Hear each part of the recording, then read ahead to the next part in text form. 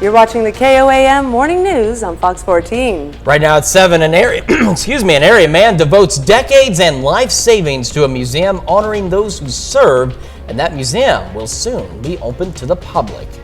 Plus, we'll hear from some local students on the importance of Indigenous Peoples Day. And we've got a nice looking sunrise out there on this chilly day, or at least chilly start to a warm day. We'll take a look at that forecast, get you out the door coming up. The 4 states' most watched news starts now. Good morning and welcome to the KOAM Morning News on Fox 14. I'm Caitlin O'Shaughnessy. I'm Chris Warner, just after 7 a.m. on this Tuesday morning, which means we are on the downhill run to Friday. We've made it through Monday. That's really the biggest thing that matters. And boy, Monday, sometimes, you folks at home know, sometimes Monday is really a Monday. And yesterday was one of those Mondays. Trust me, yeah, it takes a while. If you get out of your rhythm, you gotta get yourself reset up for the week. So you do, and that's why thankfully we have Tuesday, and Tuesday is that great starting point for all of that. Absolutely. So, and big celebrations in the area. Absolutely. Yesterday we had a couple holidays, and whether you celebrated Columbus Day or Indigenous Peoples Day, the nation reflected on our history. KOAM's Amber Jenkins spoke to some students at Northeastern Oklahoma A&M College. You're probably used to celebrating Christopher Columbus Day on the second Monday in October, but the counter holiday, Indigenous Peoples Day, is growing. I have family members that are Native, and I think I'm Native, I don't know. But it's just that most people on their day-to-day life, they don't care about Christopher Columbus Day or any other holiday, mostly. Since 2019, the state of Oklahoma has recognized Indigenous Peoples Day to honor Native Americans. The Sooner State is one of 20 states to adopt the holiday, with Texas being the latest in 2021. Students at NEO are trying to understand the nuances in celebrating Indigenous Peoples Day versus Columbus Day. Like they said, they're just saying that because we don't have the day off and stuff, and to the Native people it's probably a really important day to them. But if we had this day off and stuff and a bunch of that stuff, I bet people would care about the holiday just because we have the day off. I have many advantages for being Native American, and they have helped me so much with my scholarships and with just in general. And for some students living in Oklahoma, it gives them a chance to learn more about Native culture. Yeah, I've never been to a state that was so Native dominant. First of all, I've never met so many white Native Americans, and that doesn't matter, but it's just, I've never met so many. Reporting in Miami, Amber Jenkins, KOAM News. Some Native tribes in Northeast Oklahoma will be planning powwows this weekend to celebrate. And of course, this weekend looking pretty good. A little bit on the cool side once again. Of course, we're making it into fall gradually here. However, it is also chilly this morning, but great sunrise there from our camera at 7th and Range Line in Joplin. Taking a look at the MoDOT camera, 32nd and Range Line in Joplin. The common theme here is the lack of clouds in the sky. We are starting with another clear day out there, but a chilly one. 48 in Joplin with those clear skies. Clear skies in Pittsburgh, and starting at 42 right now. We are going to actually warm up today. In fact, we're going to be warmer today than where we have been the last couple of days, even though we're colder this morning than where we have been the last couple of mornings. Sunny skies will contribute to that nice warm up, so going from the mid 40s at 8 all the way up to the low 60s by late morning, ahead of, again, a relatively warm day across the area. And we're going to continue to warm up, and we've got some thunderstorms, we've got some windy days out there, and then we've got another cool down ahead of us, and we'll look at all of that in your complete forecast here in just a few more minutes. Caitlin? Well, after decades of work, a museum honoring veterans and other heroes is about to open in Joplin. The museum is the result of a labor of love by Claire Swadesh, who served 21 years in the United States Marine Corps. He wanted a way to honor and remember not just members of the 4 branches of the military, but police officers and firefighters. He began work on the museum back in '91. He's now 72 years old, and Swadesh will be opening the museum to the public this month.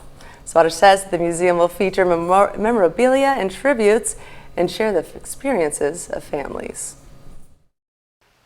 I hope they can understand and feel a little bit about what the families go through.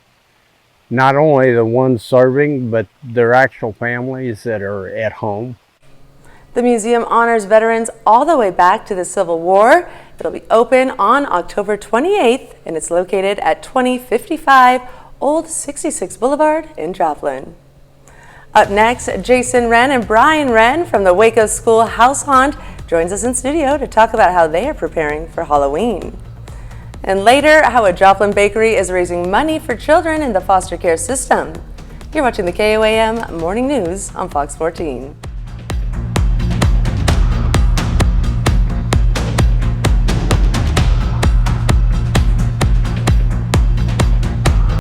Welcome back to the KOAM Morning News on Fox 14. Joining us in studio today is Jasmine Kyle from the SEK Humane Society, and she's here to tell us all about their upcoming event, the Halloween Ball. Thank you for joining us. Good morning. So we're super jazzed, not only because it's fall, but we're leading into a brand new event for our 50th anniversary this year, the Halloween Ball. It is our first ever adults only event. So 21 up, it's gonna be Friday, October 27th from 6 to 9 in the lower level of the Memorial Auditorium. We have a lot planned for this event. So we will have local Pittsburgh comedians, including Regina Weinmiller here in town, doing stand-up and storytelling acts. We have Amber K Intuitive providing free tarot card readings throughout the night.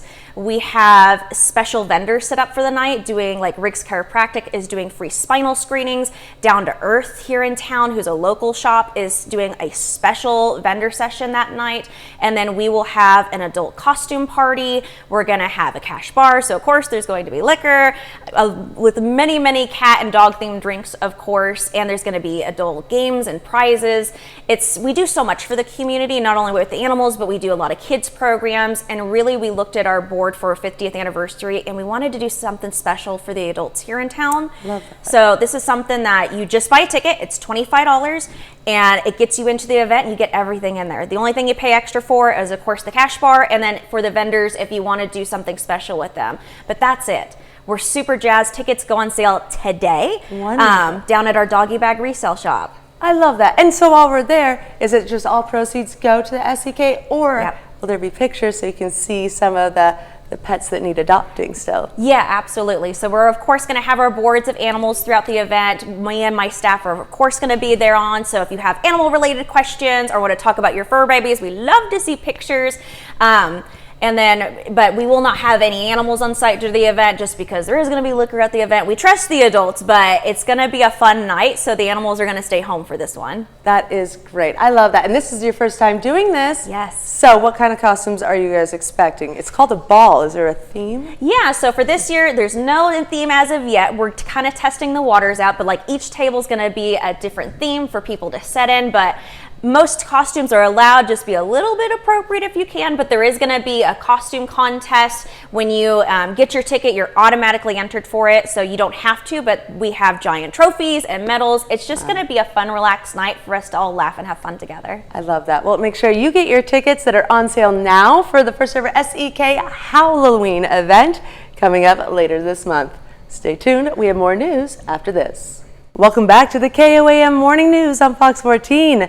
We have Terry Spigarelli and Tara Grassi here to tell us about the Festa Italiana event happening up. Welcome, ladies. Thank you for joining us. Thanks for having us. So tell us, what is Festa Italiana? Festa Italiana is an event that is hosted by the Frontenac Education Foundation, and essentially the community comes together with, this year we have about 80 cooks, and they bring their special treats to share with the community. You purchase food tickets, and then all of the funds and proceeds that we get go towards scholarships, semester scholarships for all graduating Frontenac students, as well as some student development grants back to the USD 249.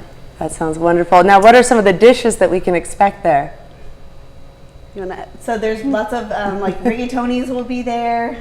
We have some sausage, some fried chicken, and we have lots of sweet treats too. We'll have some cannolis. It's not all just Italian food. We do have a good mixture of it, but yeah, we always have a good mix of pasta and chicken and desserts. I love that little mix of your Italian. We also have the Midwest classics for everyone. And what are some of the activities going on throughout the event? We will have a silent auction that is Mario's Market. It's actually live now. You can get it. We can go to our website at frontnacedfoundation.org, and we do have a link to get to the Mario's silent auction, we'll have a band. We have Stone Country coming out to play. We do have the beer and wine for the adults. We have a cannoli eating contest that's really fun for the graduating seniors. Yeah.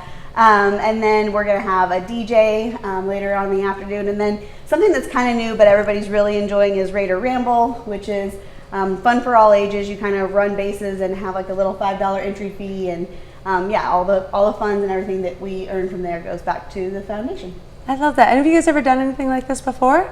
Well, this is the 24th year to run Festa. The foundation's been around 30 years actually this year, so this will be my 5th or 6th year participating in the event, and you're fourth year. Fourth year, yeah. So wonderful, wonderful. Okay, and so who do you guys want to come out and support this cause? Where can they get tickets? Tell us all the details. Yes, we want everybody to come out and support the event. We can purchase food tickets. So if you're at the Friday night football game there in Frontenac, it's the homecoming game. We'll be selling tickets there. We also have tickets at Frontenac City Hall, Raider Express, Pickled Pete's Bar and Grill, Shooters Bar and Grill, Palooka's, Labette Bank, Community National Bank in Frontenac. And actually tonight kind of kicks off Festa. We have the Taste of Frontenac. So each night from now until Saturday, we will have each of the local restaurants with a special. Tonight is Shooters. They're having chili and a cinnamon roll. So if you go on down there, you can purchase your tickets, get the special, and then also be able to get the chili for dinner. I love that. Thank you so much for coming, and make sure you check out Festa Italiana happening October 14th. We'll be right back after this. Welcome back to the KOAM Morning News on Fox 14. We have Jason Wren and Brian Wren from the Waco Schoolhouse Haunt in the studio, and they're here to tell us all about how they're preparing for Halloween this season. Gentlemen, welcome, and thank you. Thank you for bringing your guest as well. We brought Skittles with us tonight. Hi, Skittles. Hello. All right. He's a fan favorite. I love this. So we're definitely in the Halloween spirit here. Tell us, what is this haunt house all about? It's a schoolhouse. This is our 11th season in Waco. It's an authentic 1934 schoolhouse. We've got a lot of characters besides Skittles here behind us. It's a lot of fun, something to do in October on weekends. All right, and I mean, you have kids that are in for all the thrills, but then you also have the young ones. So what is the age group? How scary is this haunted house? We typically recommend 13 and older, definitely with a parent. But if there are some younger kids or even older kids that are scared, we have a no scare light option that's free. You just have to ask for it as you come in and pay. Oh, that's smart, very smart. And tell us, what makes your haunted house so unique? The 1934 schoolhouse. Okay. When you turn the corner off of 171 and see that schoolhouse, it's just amazing. It's just spooky. Yeah, it's there. And how long is the whole process from beginning to end? You're about 20 to 25 minutes. It just depends. Some people run through it. Yeah, right? Yeah. Well, on average, we're about 20 minutes to get through, so. Wow, okay, that sounds like a fun time. And what are your hours of operations? On Fridays, weekends only in October, 7:30 p.m. till midnight. Be in line no later than 11 p.m., usually on Saturday nights. All right. Now, is this one of those interactive? Is there a lot of jumping, spooking, or is it what like? A lot of jump scares, a lot of Hollywood scene stuff, a lot of really something you don't see in normal haunted houses. I love this. And where did this all stem from? Do you guys just love Halloween? Have you been doing haunted houses for a while? Just imagination. It's always fun to scare people. Yeah, right? I love that, you guys. And Skittles, tell us, what has been your favorite interaction with someone who's participated so far? I like to see little kids cry. Okay, Skittles. I love it. And so where do you get all these people? I'm assuming there's lots of actors then that are part of this? We have a lot of people that approach us. Really? Yeah, we don't have to go out and search too hard. There's a lot of people that are into Halloween. I love that. Okay, you guys, so we have until October 28th, Friday, Saturdays in October, and come on out and have a good time. I love that, definitely. How fun. Thank you, gentlemen, for coming. Skittles, go easy on the kids this year, will ya? I try. Four States Most Watched News starts now. Welcome back to the KOAM Morning News on Fox 14. The time now is 7:24 a.m. I'm Caitlin O'Shaughnessy. A World War II veteran from Ohio recently turned 100 years old. The vet is a huge Cincinnati Bengals fan, and his only wish for his big birthday is for the Bengals to win, something the team is struggling to do this season. But another veteran is hoping he can go one step further and arrange for some of the players to meet this decorated centenarian. Madeline Ali has more. They usually play pretty good defense. Almost 2,000 miles away from the action, Gordon Hare honed in on a Bengals win. I suffer every time they lose. Gordon watches every game at his veterans home in Georgetown, Ohio. They tell me I'm 100 now. You're 100. Keeping himself busy with family, bingo, and Bengals. I take it too seriously, but I like to see him win. It's a simple pleasure for someone who, about 8 decades ago, was thrust into combat in World War II. I have nightmares still. I had a few friends that were killed. Yeah, that kind of got to me. I was always lucky, I guess. Paul Brown, who shares a name with the Bengals founder, is a veteran too. When he heard about Gordon, he knew he had to meet him. It took him 70 years to get his medals. You know, some of the stuff he had to do in World War II that, a lot of people wouldn't want to do. France gave me their highest medal, the Legion of Honor. You become a knight and you use the title Sir. But nobody ever called me sir. To thank him for his service, Brown had an idea. Help him meet a player. That would probably be a lifetime dream come true. So he drew up this sign to hold up outside Paycor Stadium. All we're wanting, is just for some of the guys to come see him. Which is how we found him. I've talked and wrote letters and everything. Never got no good feedback. But he's not giving up hope. We need to get Jamal Chase to sign your jersey.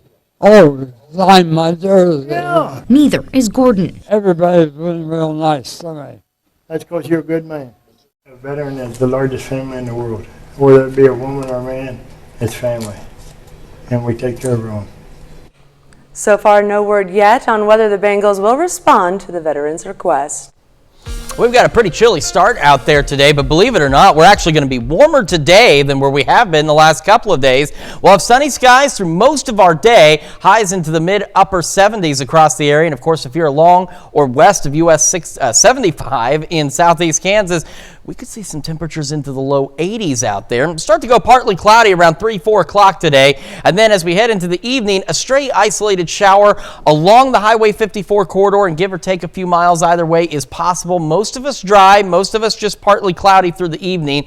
And as we head overnight, another stray shower or two possible, primarily in southwest Missouri. But again, most of us looking to remain dry with lows in the mid to upper 50s across the area. Tomorrow, warmer yet, near 80. Breezy though, gusts up to 30 miles an hour. Then evening showers, possibly a thunderstorm, a couple of strong storms possible too, something we're keeping an eye on Thursday, making it up to 80. And the good news is that cool down spread out over a couple of days instead of just one single day will gradually fall into the upper 50s by Thursday evening, hit an early high in the upper 60s on Friday, and then temperatures will gradually fall again through the day back into the upper 50s. We stay cool heading into the weekend, and next week low 60s. Great eclipse viewing weather this Saturday, clear skies on Sunday, and maybe a stray shower or two Monday evening. Caitlin?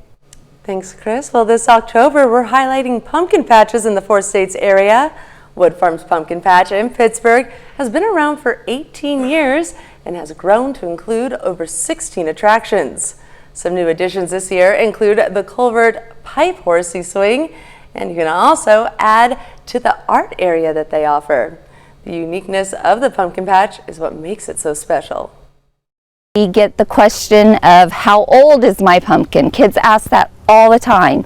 For school kids, we grow pie pumpkins, so I tell them I plant them on the 4th of July. So they know usually they're about 3 months old. The pumpkin patch is open on Saturday and Sundays from 12 to 6 p.m. And a small-town baker celebrates the adoption of 2 more kids by raising funds for a local foster organization. KOAM's Miranda Burton has more. Hannah Jack is the owner of Farmhouse Bakery in Joplin and a foster parent. Many of her foster kids are now permanent family members. Everybody has just stuck around, so we've had 6 placements now, and we currently have 5 of them. Weeks ago, 2 of them permanently joined the family. To celebrate the occasion, Jack decided to give back to those who gave to them during COVID. Fostering Hope. Fostering Hope delivered care packages to us so that we had something to do and something to look forward to. They send notes to our kids and notes to us, reminding us that like we're doing important things, and like when it's really not fun or it's really hard, what we are doing matters. During the week of the adoption, Jack donated 10% of all sales to the nonprofit. Tips plus an out-of-pocket match were also donated. I think we about doubled our normal sales on Thursday last week, which was super cool because we were like celebrating our adoption that day, got to finalize it, and so like I wasn't even here for most of the day, but people were just coming in, and like I came in and there was like two $50 checks in the tip jar. At the end of the day, Farmhouse Bakery and its patrons raised $837. A lot of times when kids come under foster care, they can't bring a lot of stuff with them, so families can bring them to that location. We have shoes and toys and clothing and toiletries. All of it's donated by the community, so we're then able to turn around and give it to free. Since Fostering Hope relies on the generosity of the community, a surprise gift doesn't go unnoticed. It just makes all the difference because you realize you are kind of making a difference in families' lives, and they're turning around and wanting to help make a difference in the families that we're continuing to serve. Jack asks others to consider how they can help local foster families. So those are two really good ways to support foster families. Even if you can't be one, become a licensed respite provider, or just find ways to support foster families in whatever way works. Reporting from Joplin, Missouri, this is Miranda Burton with KOAM News. Fostering Hope is about to enter its busiest season with Christmas just around the corner. They helped provide gifts for more than 600 area children last year. And that's a look at our top news stories coming up this half hour on the KOAM Morning News. We have Charlene Patton joining us in studio to teach us another delicious recipe.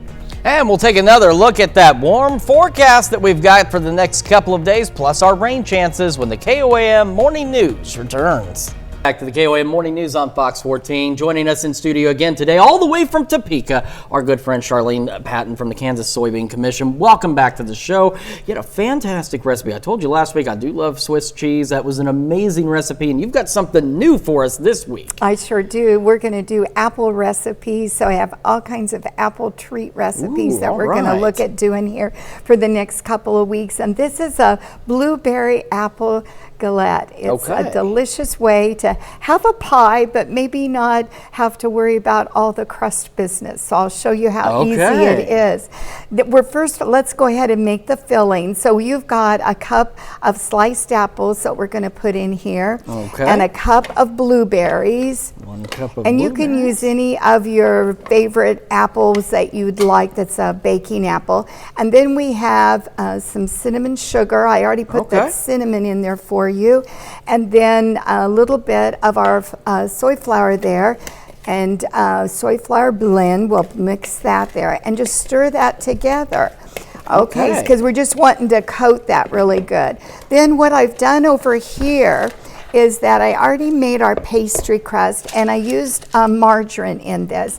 And when you're using margarine, look at the label.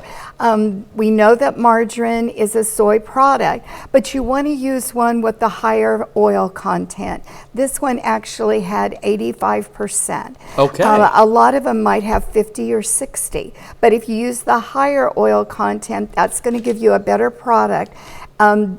And less water in it. So use the higher content. I rolled that out, and you can roll that out on your lightly floured cutting pastry board. Or today, so we didn't have to move so many things around, I went ahead and transferred it to our baking pan that we're going to bake it on.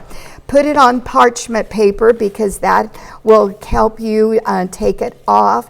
And then we're just going to put all of those ingredients that we just did in the center of our pastry there.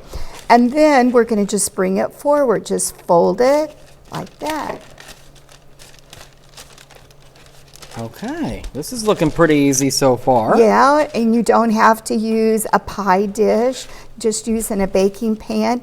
And it's just a rough there, so how that works good. Then you can take some soy milk, and vanilla soy milk would be perfect, and just brush it. That will help give it a little bit of golden.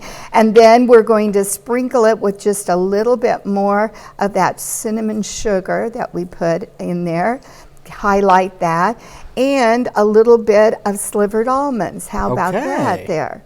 That's looking pretty good so far. Bake that at 400 degrees for about 30 minutes. And when it comes out, there you have a wonderful galette that you can cut into pieces and serve. That looks amazing and so simple. Like you said, no crust or anything like that. You're just making it right there. That's right. And you've got this nice thick filling inside as well. Something delicious. All right, Charlene, thank you so much for bringing this. Of course, if folks want this recipe or any of the others from this month, what do they need to do? They need to write to kansassoybeans.org. They can go on our website, or they can call our 800 number, 877-KS-SOYBEAN. And then I will mention that every time someone contacts us for the recipes this month, we're also giving them the bonus of the National Festival of Breads. It's a 4-color booklet, and that recipe you just mentioned for the marble Swiss cheese bombs is in that book. All right, Charlene, thank you so much. And of course, if for any reason you missed any of that, you can check our website as well, KOAMnewsnow.com. We'll be back with more of the KOAM Morning News right after this. Welcome back to the KOAM Morning News. It is now 7:39, almost 7:40 on this Tuesday morning. We've got a chilly but beautiful start to the day. Clear skies, plentiful sunshine out there. MoDOT camera 32nd in range line. KDOT camera 69 East 520th Avenue south of Pittsburgh also showing us plentiful sunshine out there. And same from our camera at 7th in range line. No clouds for now across the area. Beautiful start to the day. But again, chilly. 48, east breeze at 5 in Joplin, giving us a 2-degree wind chill down to 46. And we got some pretty chilly temperatures out there this morning. 39 in Fort Scott. See, live updates. That's what happens. 38 now in Fort Scott. 39 in Iola. 47 Parsons. 43 Chitopa. 45 Miami. 48 in Neosho. And the warm spot's still down in Bentonville, sitting at 51. We get our morning started, sunny skies to get the day underway. That allows us to warm up nicely from mid-40s to low 60s by late morning. And that's ahead of highs today, much warmer than where we've been the last couple of days, even though we're pretty cool this morning. We're talking mid-upper 70s, and of course along west of US 65, a little bit warmer. Some locations could get right around the low 80s out there. Sunny skies. We'll start to see a few clouds as we head into the afternoon, and that's ahead of the chance of an isolated shower, maybe even a rumble of thunder or two, mainly in our northern counties out there, and otherwise the rest of us partly cloudy. We'll stay that way through the evening, and then an additional chance for an isolated shower or two overnight for parts of southwest Missouri, but again, most of us remaining dry, mid to upper 50s for our lows. Breezy tomorrow, gusts to 30, highs 79, about 80 on Thursday. Thunderstorm chances Thursday evening. Couple of strong storms look to be possible for some of us. So we'll keep an eye on that for you. Gradual cool down, though, over a couple of days. Upper 50s for our lows Thursday. Our highs in the upper 60s Friday. We'll hit that early and then gradually drop through the day into the upper 40s for the overnight lows. Low 60s Saturday, Sunday, Monday. Isolated shower possible on Monday. And for Eclipse Day, looking pretty good out there. Sunny skies, but a little cool. So we only make it to right around 60.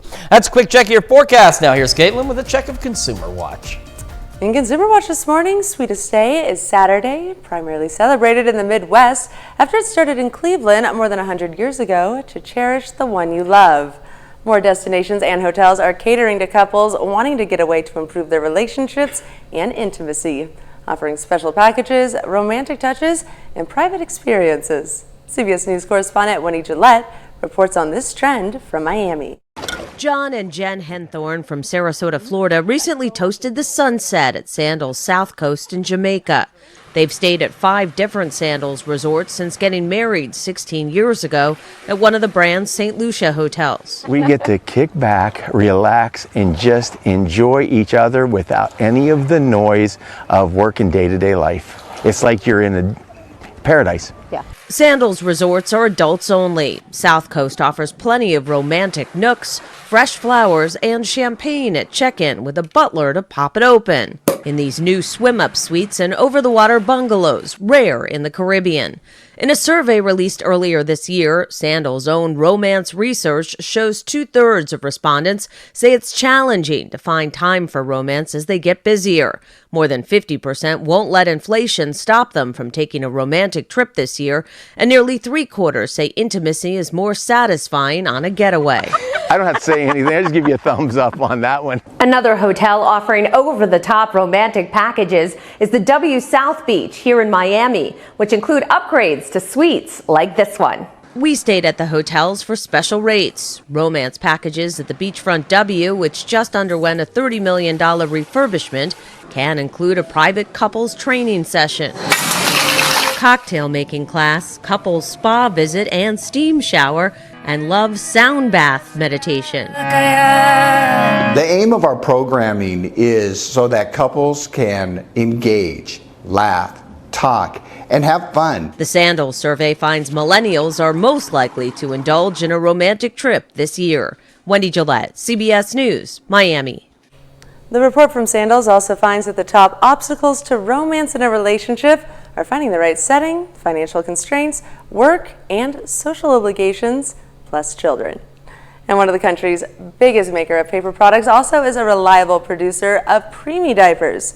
Kimberly-Clark has a manufacturing plant in Wisconsin, and the company has produced nearly 30 million nano and preemie diapers over the past decade. Olivia Cree got an exclusive look at how the process works. Hello! That's KCPX team leader Emily Schmitz. What they're doing here is a very unique process. That unique process? Hand inspecting preemie diapers. Schmitz said that every one of the products is important, but this one is extra special because we hand inspect and package each one here in Neenah, Wisconsin. This is Kimberly-Clark's only facility making these preemie diapers. It is unique to Kimberly-Clark. It's unique to Huggies. We're really helping to promote the healthy growth and development of low birth weight babies. And every day, they take special care of these tiny diapers that will eventually be worn by their tiniest customers. It all started 10 years ago when Kimberly-Clark partnered with NICU nurses to improve preemie diapers. When we have a new product idea, we start, very basic, and we kind of scale it up here at the facility. Facility manager Andy Greeno says it's not just diapers. KCPX facility is a pilot facility for our personal care products. They're making Huggies, Pull-Ups, Goodnights, Depends, Poise, and Kotex. All of that innovation happens right here in what Greeno called an engineering playground. The work that we're doing today on new product innovations, new material or new technology innovations might not be launched on store shelves for 2 to 5 years. As for the nano and micro preemie diapers, they've made a lot of progress and even more diapers. We are getting ready to celebrate our 30 millionth diaper ever produced. That's very exciting, 30 million diapers. I'm a local guy myself. I grew up in this area, and since I was a little kid, you knew that Kimberly-Clark was a great company and they invented innovative products. Hello. Preemie diapers are worn by babies that weigh 6 pounds or less. We'll be right back with more after this, but first, let's take a look at the market prices before the opening bell.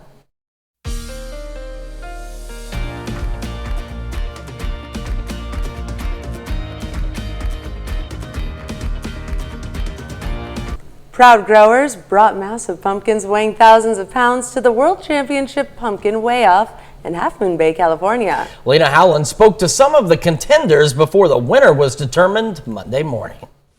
In the self-proclaimed pumpkin capital of the world, Volkswagen-sized pumpkins are on display. We picked it on Friday, and it's estimating around 2,300 pounds. Growers of all ages from across the U.S. are in Half Moon Bay, hoping to take home a world title in the Safeway World Championship Pumpkin Weigh-Off. They're competing for not only bragging rights, but a ginormous payout, too, at $9 a pound. It has to be a labor of love. I always said this, though. If I could not, there was no prize money involved. I never made one dime back, anything like that. I would still do it. It's so much fun. Nick Kennedy is here competing from the Sacramento area, and for him, it's a family affair. My son's also here today. He grew a beautiful orange pumpkin. It's very much feels like a family. You see these people a couple times a year, and it just feels like a bonding experience. Backstage on Johnson Street, community members in disbelief got to see and touch the pumpkins for themselves. This is the most exciting part, going down Johnston Street. Because the stage is kind of far away, so you really can't see them. But it's great to see the efforts and the farmers, talk to the farmers. Organizers say because of the size of the pumpkin being brought in by last year's winner, Travis Ginger, all the way from Minnesota, they were required to buy a new industrial scale. The new one can hold up to 5 tons. I said, this thing's not going to weigh on a 4x4 scale. I said, it needs something bigger. I mean, the thing's 7'5" long by 6'7", so it's pretty big. But yeah, they had to buy a new scale for it.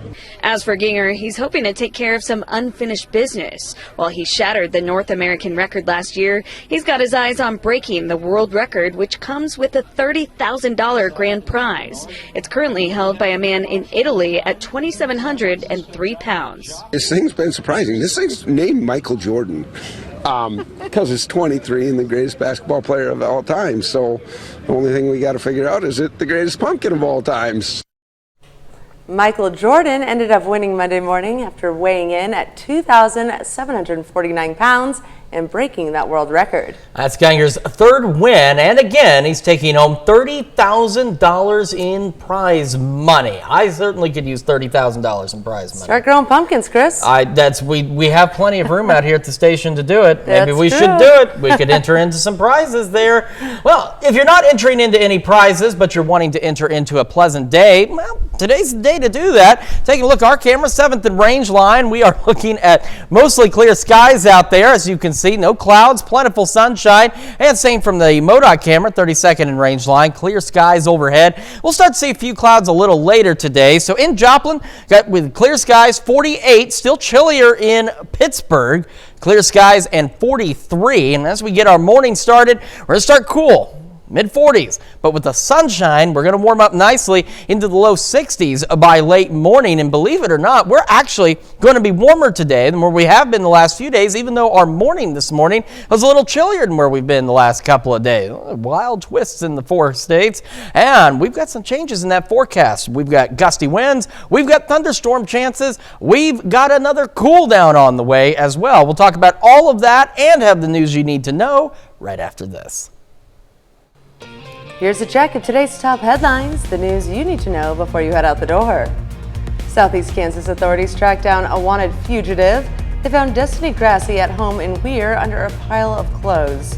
Grassy had outstanding felony warrants for various meth and burglary-related charges. 3 other men were also arrested at the scene on allegations of interfering with law enforcement. After decades of work, a museum honoring veterans and other heroes is about to open in Joplin. Claire Swadesh spent 21 years in the United States Marine Corps. Because of that service, he wants to make sure veterans and first responders get the recognition and honor they deserve. So he's opening the Heroes Museum in Joplin. It'll feature items relevant to all branches of the military as well as police and firefighters. There are also stones of remembrance for fallen service members and first responders. The museum will be open on October 28th. It's located at 2055 Old 66 Boulevard in Joplin. And whether you celebrated Columbus Day or Indigenous Peoples Day, the nation reflected on our history. Since 2019, the state of Oklahoma has adopted Indigenous Peoples Day to honor Native Americans in lieu of Columbus Day. The Sooner State is one of the 20 states to adopt the holiday, with Texas being the latest in 2021. Some local tribes in northeast Oklahoma are now planning powwows this weekend to celebrate Indigenous people. And we've got ourselves a relatively pleasant day. Sunny skies for most of it. Temperatures mid-upper 70s out there. Partly cloudy by the afternoon hours. A stray shower or two possible along the Highway 54 corridor in our northern counties. The rest of us dry and partly cloudy. And then a few additional stray showers possible overnight tonight, mainly in southwest Missouri, but again, very isolated. Most of us dry, low to mid to upper 50s. We're warming up to the area of near 80 degrees by Wednesday, Thursday. Breezy tomorrow, gusts to 30, evening thunderstorms Thursday, and then cooling back down into the low 60s heading into the weekend. All right, well, the Powerball jackpot has soared to an estimated $1.73 billion after no big winner was drawn Monday night. I'm not buying any more tickets. I bought 2 and I haven't won anything. All right, well, this marks the second largest prize in the lottery's history. Monday's winning numbers were 16, 34, 46, 55, 67, and the Powerball was 14. The drawing drew more than 3.7 million winning tickets at lower price levels, including a $2 million prize in Florida and 4 $1 million prizes in California, Indiana, Oregon, and Virginia. The next drawing is Wednesday night. Okay, I may have lied. I might try and go for another one, but I didn't even get the $1 million prize. You can, and actually there was a person up in southeast Kansas that had $1 million ticket that still needs to be claimed. So yeah, make sure you are checking your tickets though, because even though you may not have won the Powerball, you may still, I mean, $1 million is $1 million. Right? I mean, there's taxes and all that involved, but still, It's not bad money. Absolutely. Well, thank you so much for letting us put the good in your morning. We will be back with more news and weather today at noon. Have a great morning and an even better day.